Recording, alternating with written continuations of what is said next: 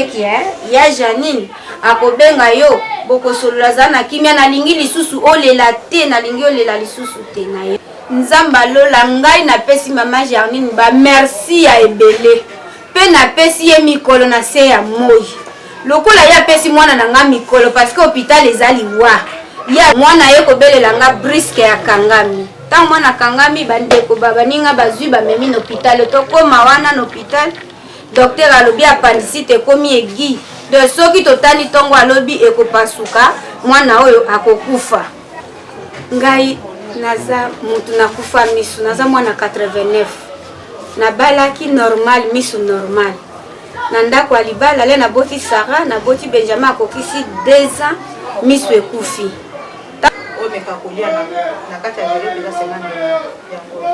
nzamba lola sunga bino équipe mobimba nzamba lola sunga bino merci bandeko na ngai maboko na bino ekauka te banzela na bino ekangama te miso bango nemo na bino te na se ya moi tobika bikamwa na Yesu ngolo nzambe bomba bino merci Seigneur Jésus-Christ. Mbote na balandi nyonso ya la chaîne des oubliés chaîne moko vraiment oyo ya kana souci ya kosunga bayo bazangi et pour ne pas aller plus loin na pesi ba bonne fête de l'indépendance na ba congolais nyonso basa ko se retrouver partout à l'extérieur du pays auto bozota ya kolanda biso na mukolo na lelo et lelo a toyé ONG des oubliés et ko visiter maman Tanya oyo autaki na kobelisa mwana e vraiment makasi pendant 28 jours au basalaki opération et sengaki bambongo ebele sengaki ba intervention ebele et na bokasi ya ONG des oubliés oyo fondatrice coordonnatrice ali maman Janine Kankou na maman na biso Kabibi bayaki na équipe mobimba complet pour na ko assister maman na biso Tanya na mwana ye pour na ko mettre la main dans la pâte pour la soutenir financièrement et puis la macambounia sur Italie santé et puis à manger et sans plus tarder trop côté Nakati binimoko beaucoup découvrir par image parce que l'image parlera à ma place. En tout cas, on nous revoit dans quelques minutes. Merci.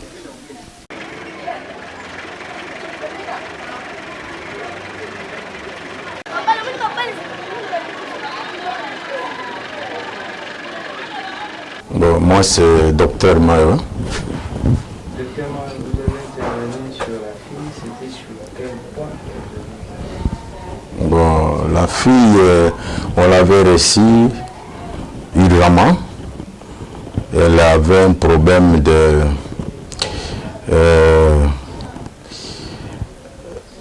un cas de l'appendicite. Alors, on était obligé de l'intervenir parce que c'était une urgence. Maintenant, comment elle va, comment son état est comment? Bon, après l'intervention, d'abord, on avait eu un peu de complications à partir de la salle d'op. On a tout fait et pour le moment, elle va bien. Elle a fait combien de temps ici après l'intervention? Donc, à peu près 2 semaines parce qu'elle manquait de moyens. Sa maman n'avait rien. Bon, nous, on a pris la charge. Un petit mot par rapport à notre ONG qui est venue l'assister au niveau de la facture. Oui, nous vous remercions d'abord. On ne s'attendait pas qu'un jour vous viendrez pour aider la maman Tanya. Un petit message aux propriétaires de l'ONG et puis aux autorités qui nous viennent en aide avec votre structure afin que votre coin soit bien séant. J'encourage toujours l'ONG parce que ça continue comme ça. Parce que si vous continuez toujours à aider comme ça, Dieu aussi va mettre sa main. Si c'est ONG. Merci. Aux autorités du pays, du secteur de la santé, ultimement. Toujours des remerciements. Merci. Oui. Bonjour. Oui, je suis docteur Godé Kikanda. petit mot. Vous avez réussi la fille de Maman Tania. Et vous, personnellement, son cas était comment? Et puis, un petit mot à l'ONG. Oui, c'est vrai, nous avions reçu la fille de Maman Tania.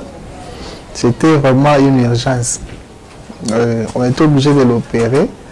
Connaissant l'état de sa maman, on l'avait opéré.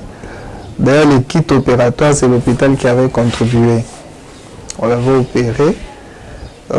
C'est vrai, quand on était dans la salle d'offre, on a connu quelques complications, mais Dieu nous avait aidés. L'intervention s'était bien passée.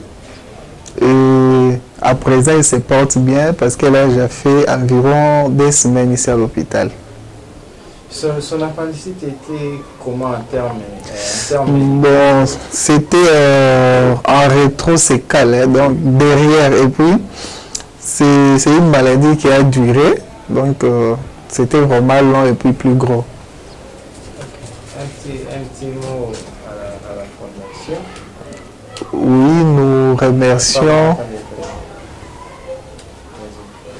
nous remercions la fondation parce qu'on ne s'attendait pas. Donc c'est vraiment une surprise pour nous. Et nous demandons à Dieu de pouvoir bénir les responsables de l'ONG. C'est bon. C'est bon, vous pouvez venir.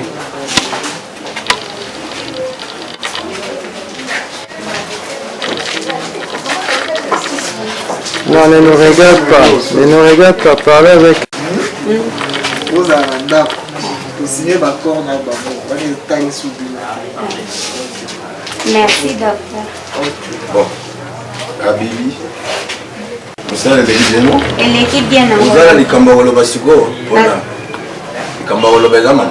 naza na likambo ya koloba te napesi bino kaka merci na bandeko baye kosunga ngai mpona bino. Ok. Si vous bokene na boboto. Merci. Donc, on va te rappeler, on a ONG na boboto. Ça va? Merci, docteur.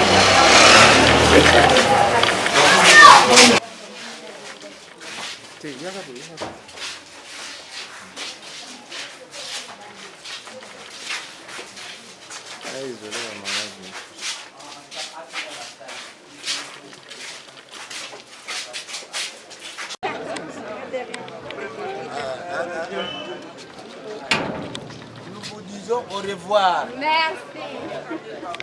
Papa Kabibi. Papa Kabwana.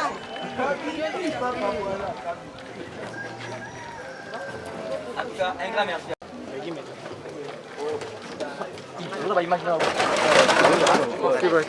Yves.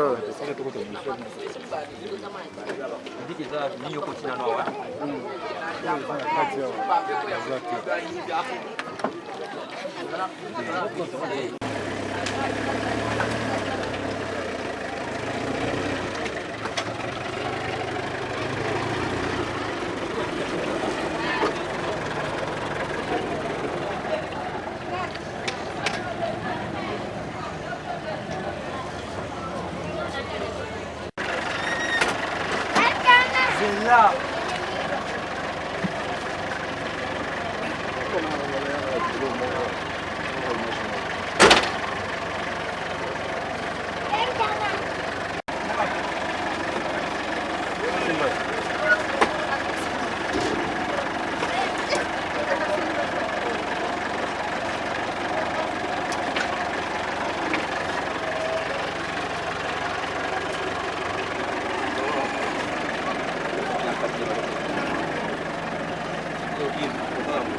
Avant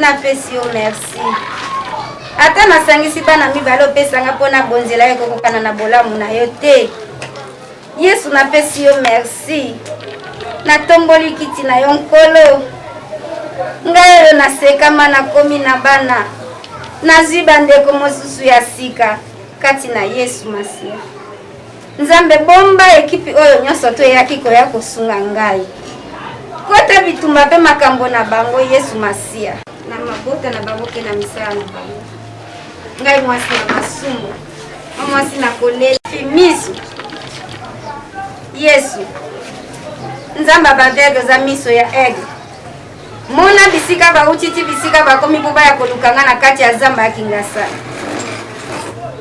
yo yebaki yo eza lelo mpe lobi libela na libelo merci seigneur jésus christ amen. Oh, ça va au moins. Ça va au moins. Ça va aussi pour la joie. Eh, merci. Wow. Oh, bande de génique là. Oh. Bande de génique. Nzamba lola o. Sara moko ngamoko. Oh, ça chasse à sika. Yes, wana bomoi. Non, bida masika. Oui. Hey. Lola eh. Hey. Sambo yo, sambo. 2 kilos ya miliki. 2 kilos ya miliki. Mkolo Yesu. Namelaki yango mkolo nini? Eh Lola. Broso misatu yo na bana. Merci. Tona yango. Oh. Des génies yango. Ça va ya bilamba. Dongo etana. Ça va ya 5 kilos. Hey, nzambe o tobiki e. Saka na ngai yo, Benjamin Yesu alingi biso. Yesu alokoti biso nzambe alola o. Merci. Merci. Hey, nzambe. Merci Seigneur. Merci bandeko na ngai. Maboko na bino ekauka te, banzela na bino ekangama te, miso bango nemo na bino te, na se ya moi tobika bikamwa na Yesu. Ngolo ya Nzambe bomba bino. Merci Seigneur Jésus-Christ. Maman Tania, Papa. yebisa biso lelo ONG Les Oubliés na nzela Maman Janine baye kotala yo. Oyambi visite o ndenge nini? Merci papa. Ngai naza mutu nakufa misu, naza mwana 89. Nabalaki normal misu normal. Na ndako ya libala le naboti Sara, naboti Benjamin akokisi 2 ans misu ekufi. Tango misu ekufi nazalaki na province ya Inongo. Mobali famille na ye bakimisi ye baboyi. Na niokwami mama kulutu na biso mobali na ye azaki na Kishasa tanga ye na mboka alobi hôpital ya miso eza meka koya baya na yo Kishasa aye koya na ngai akoti singo hôpital mbongo esili lobi ko eza te natikala peka bwepo nga mama kufa papa kufa alobi moya kozonga na mboka te na mboka kaka bilanga ngape miso akokota bilanga eza te naluka kaka beglise nzamba sunga ngai na telengana kaka boy nalalaka na pavement kolia na ngai lokola mama wana zwanga place ya lobi loko eza clôture mwala na beglise eza te sécurité bazokotela bato na beglise otandaka eloko na yo awa na pavement na bana na yo olalaka eloko akolia olukaka soki nzala na lamuki na tongo na simbi mwana na keswati na wenza mobutu wenza Pascal wenza bitabe wenza matete na simbi chasse na biso ndeko sunga aveugle bapesinga mwa biloko nakangi na tena mutu na ye na bana totie moto awa tolambi tolie ka bongo mwana ye kobelela nga briske ya kangami tango mwana kangami bandeko babaninga bazwi bamemi na hôpital tokoma wana na hôpital docteur alobi appendicite ekomi egi de soki totali tongo alobi ekopasuka mwana oyo akokufa na simbaki motunga pe na pikaki mbala moko crise na hôpital ba réanimé ngai docteur abi oh soki tochiki mwana ya kufi mwasi oyo pe akokufa akotisi mwana na stade dope ba opérer mwana tango ba opérer mwana bakisi kaka ya docteur wana makambo nyonso ba opérer mwana batieli ngai na mbeto depuis le 4 o ba opéraki mwana mukolo ya minei le 4 mukolo minei babimisaki ye na 13h30 na stade dope mbongo ezate kolela na kolela kaka boye musu na kotika ye na simbi Benjamin toke na wenje awa tosengi mwa sukali bapesi biso mwa kopo afufu mwa kopo masangu na ye mbangu na saleli eti tolie tolali ba docteur bakomi ko se lamenter kaya mwana ezalaki boye boye na bakisi ba perfizaki ye nyonso tout vraiment batute na eleki babandi koloba taka hôpital bao bazobima bakomi même ko saboter bazokipe mwana te kosa mwana pansement te na ebisi Benjamin na bina bengi mwana moko anoko na biseza kabona bitoko tikanga na wenza mateti lokola babi ba biro nyonso to alete ezo sala te na komba komine ezo sala te bolukela nga bisika bakonzi balekaka na basali ya Nzambe bazwa ngai baya kufutela nga mwana na ngai hôpital to bima na ndaku tokende ka kosenga ka biloko akolia mena hôpital te passe na kei wenza mateti nazokende ka kosenga ka na komi kuna kote ayo kolanda bata badra na yoki kaya ya moko mwasi asimbi ngai na ebisileki na bi wana nani pa zo simba ngamu ngalobi te yaya ngalobi yaya telema na yoka kikutu na ndenge muteme suki ngai atemisa nini natikaki mwana na hôpital na telemi Molimo Nzambe telemi singai alobi yaya oza avega na bie abi oza papier na peso numéro moko boy ngabi naza na papier te kaka ordonnance ya mwana ezaki na saki rabimisi apesi o numéro akomelinga na papier abi numéro oyo obenga kango ngape nazwi numéro na yo na kobenga yo kolela te komitungisa te Nzambe asunga yo akomisa yo na kimia na yaki koya titi na ndako na memeli sara lisolo na hôpital na bisara na kutani na yaya moko apesi nga numéro na ebite soki pasaka musala ya Nzambe akoya ko prier po na biso na ebite to benga tango na bengi yaya ebisinga ya Tanya na sololaki na yaya nanga ya Janine leki ya Janine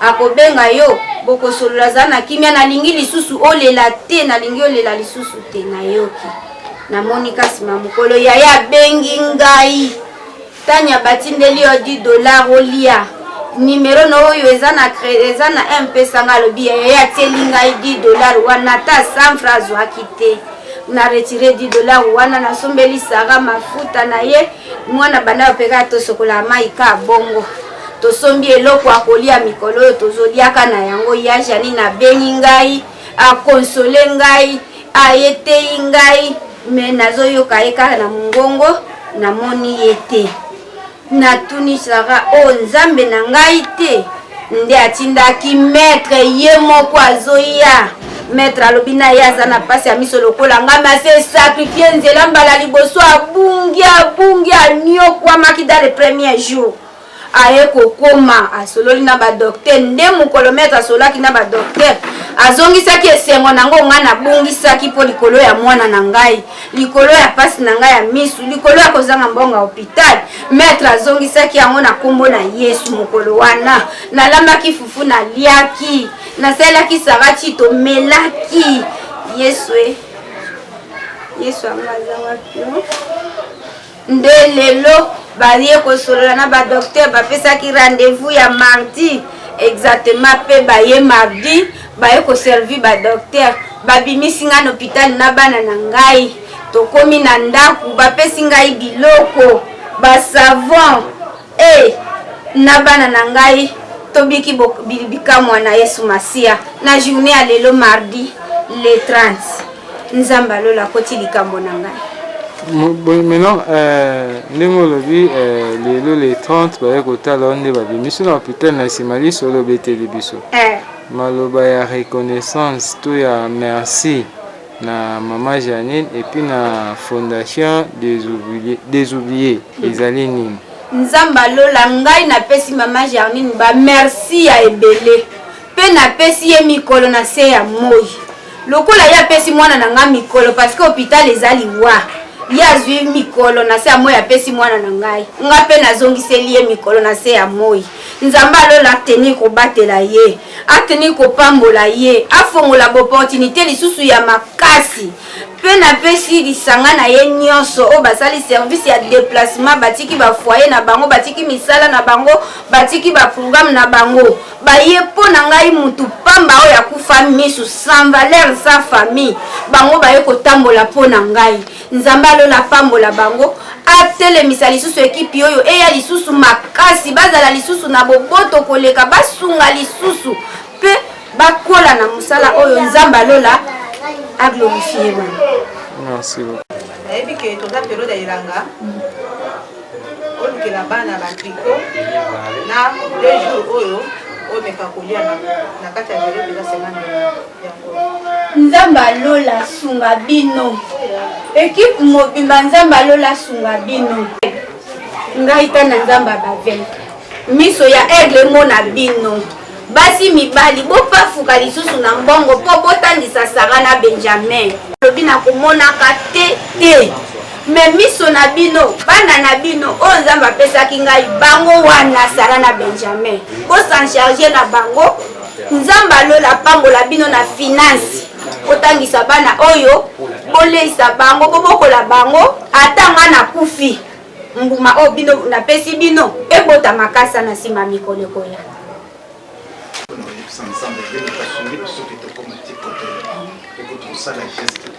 projet de l'encolo sur la serre une vérité et une réalité sur ça là beaucoup d'angoia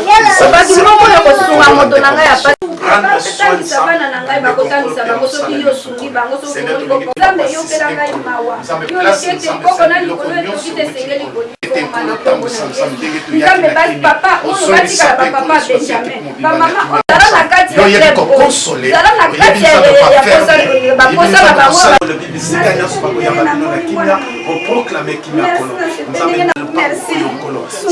ça maladie bizarre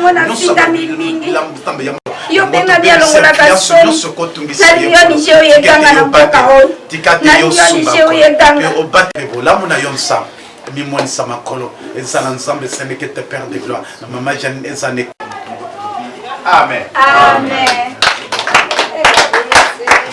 papa on a besoin de ba kombo nani Bon, alingai comme nanga Charlie ali awa ali ezalu pangu ya mama mobwe bon mama wana ali yeba ni nae ali taki souffrance mama wana alinga na benga ye tata asi bon ali taki ndenge ke tout le monde a ser ali ndenge ke na ser za na bana ali yango monike ali bazwa wa place yo ali ba essayer yango ali pona dérangement bon ali pona mamba ali pona mamba kambo pour bazwa moya ko vanda sikoyo na acte oyo ONG des oubliés et sali na mkoelo mona oyo esengo zani bon ali mona nga ya esengo mama tanya ngani mutu na tambwisaka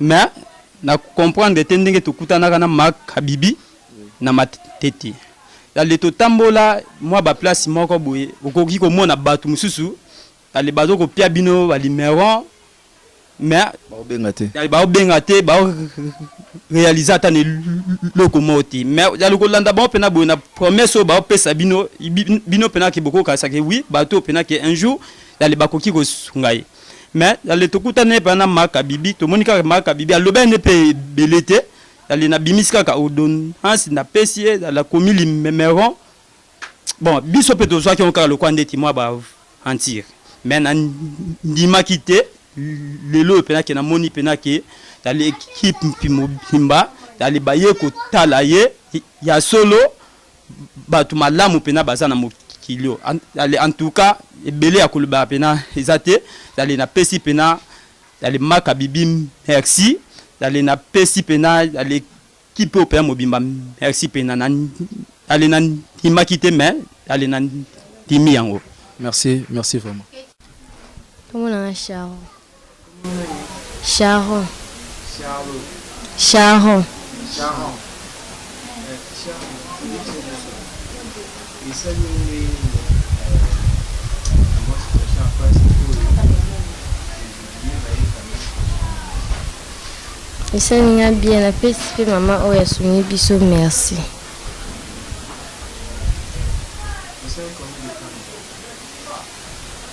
Bon, après, on a les 4. Il y a 6e mois.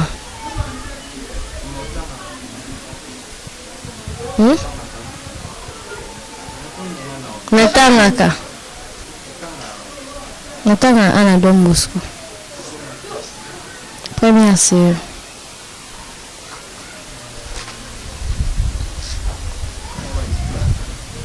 Siko pona acte salam de batko biso na hôpital. Osenga na maman Kabibi, na maman Janine, osenga na bango. Na osenga bango basuni biso ba continuer pe kosunga baninga mususu. Na pesi bango pe merci nzamba pambola bango. Merci hein. Merci. Bonjour maître. Bonjour. Batwa aussi s'est présenté comme bon année. Oui. Moi c'est maître Mbango Mouchingelete Glory, d'habitude maître Glory.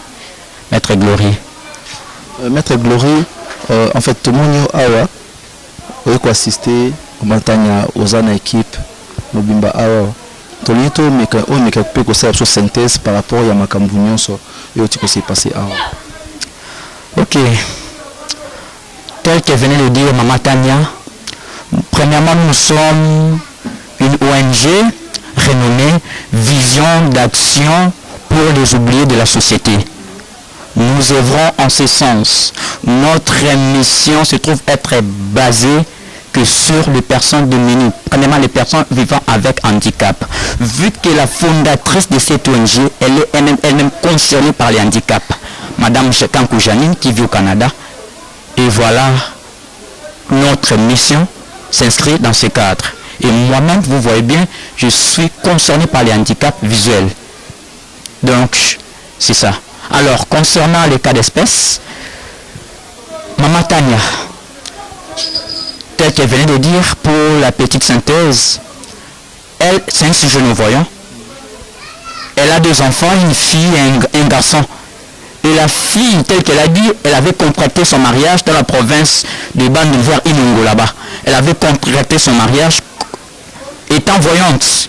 Elle n'avait pas de problème visuel. Étant dans le mariage, elle a connu des problèmes des yeux. Du coup, la belle famille ne voulait plus d'elle. Ils se sont organisés pour faire fuir le mari. Et le mari est parti. Elle est restée avec les enfants à la merci de la rue. Il s'est fait que sa tante, qui vivait à Kinshasa, l'a amenée ici pour essayer au moins de lui administrer des soins appropriés. De ce fait, ils ont été internés dans un hôpital, ils ont suivi les soins, mais ça n'a pas tenu. Et jusqu'à ce que l'argent était épuisé. De là, elle a résolu, il n'y a plus moyen de rentrer au village parce qu'au village, on vit que du champ. Avec les problèmes des yeux, elle ne sait plus cultiver. Avec ses 2 enfants, elle s'est mise à quémander dans toutes les rues de Kinshasa. Donc son métier, c'est la mendicité. C'est ça son grand pain. Or, la mendicité, c'est un métier contre lequel la vision d'action pour les oubliés de la société lutte. Elle a été surprise, vu que l'enfant était tombé malade. Il fallait à tout prix opérer l'enfant. La panicite était devenue aiguë. Elle s'est fait interner dans un hôpital. Les médecins ont intervenu. Ils étaient préoccupés à sauver d'abord l'âme, la santé de l'enfant. L'opération, par la grâce de Dieu, a connu un succès. Il fallait maintenant payer de l'argent. Démunie qu'elle est, dépourvue de tout, elle ne savait à quel sens s'avouer. De là, elle a fait recours à la rue pour trouver de quoi honorer la facture de l'hôpital.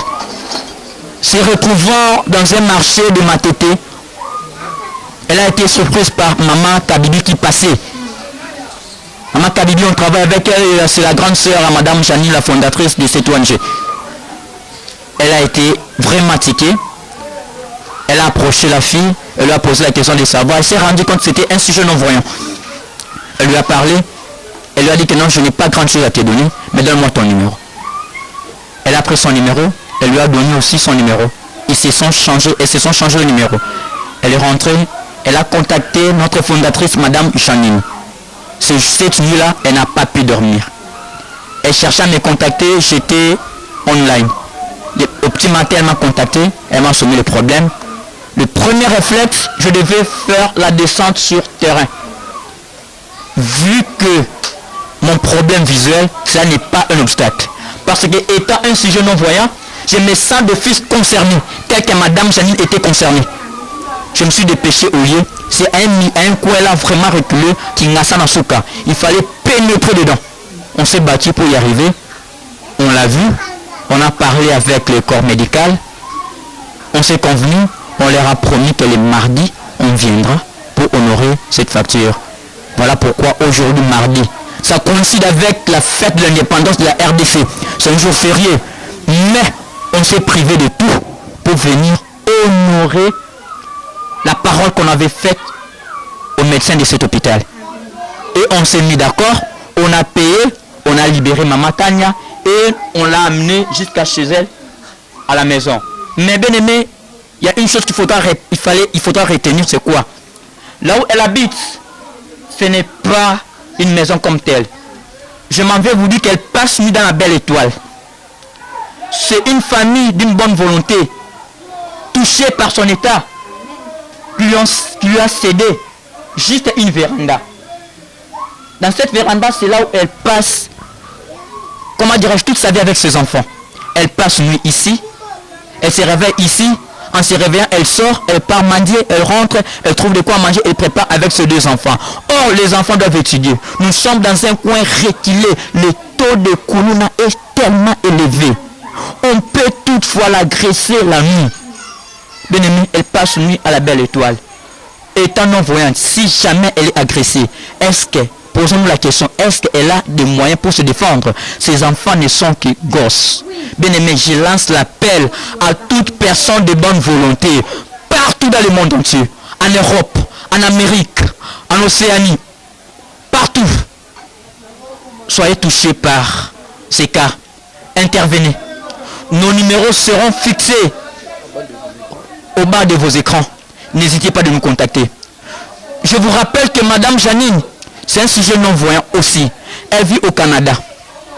Vu qu'elle est soutenue par le gouvernement canadien, elle s'est posé la question de savoir ceux qui sont au pays, en RDC, en Afrique, ayant la même condition que moi. Comment vivent-ils? De là, lui est venue cette idée de mettre sur pied cet ONG pour pouvoir venir en aide tous ces gens. Mais on se débrouille avec les moyens de bord. On n'a pas de partenaire. Cet acte posé, c'est l'argent de sa poche. Nous sommes limités par les moyens financiers. Nous avons tellement de cas. Nous avons tellement de projets à réaliser. Mais cela nécessite l'appui financier.